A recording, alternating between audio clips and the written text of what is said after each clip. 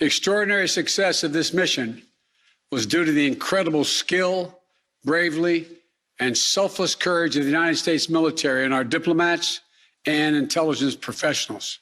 It was designed to save American lives. The families of the 13 American soldiers who died in a terrorist attack in Kabul a few days ago would definitely argue with that. Biden's appearance at the dignified transfer of the remains certainly added insult to injury.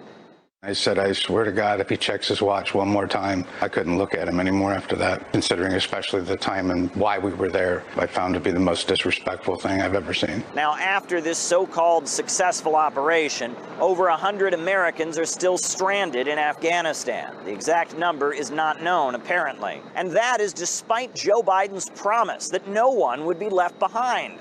If there's American citizens left, we're going to stay till we get them all out. Now we believe that about 100 to 200 Americans remain in Afghanistan with some intention to leave.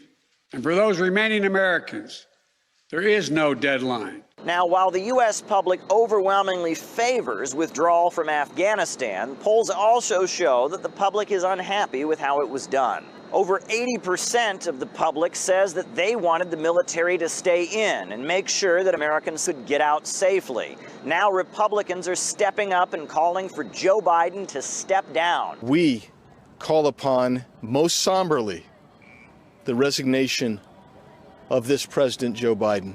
And it's the right thing to do to preserve some modicum of honor and to step down. I think one of the reasons why the past couple of weeks of Afghanistan have been such a shock to some and such a disappointing confirmation to others is because of that disconnect between reality and how that reality is projected. I believe there should be accountability for what I see as probably the biggest failure in American government on a military stage in my lifetime.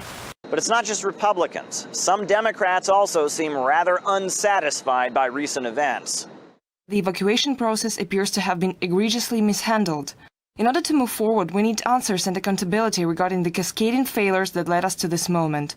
Our troops deserve nothing less than a complete and unvarnished truth. I think that the timeline is less important. What do we have to do to get the U.S. citizens and others out of the country? And within the military, there is discontent as well. Over 90 retired generals and admirals called for the highest-ranking U.S. general and for the U.S. Secretary of Defense to step down.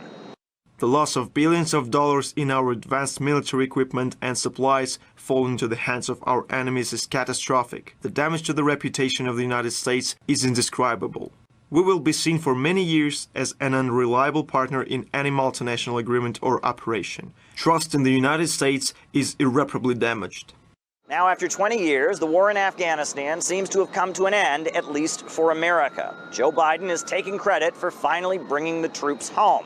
However, the manner in which he did it has many questioning his competency.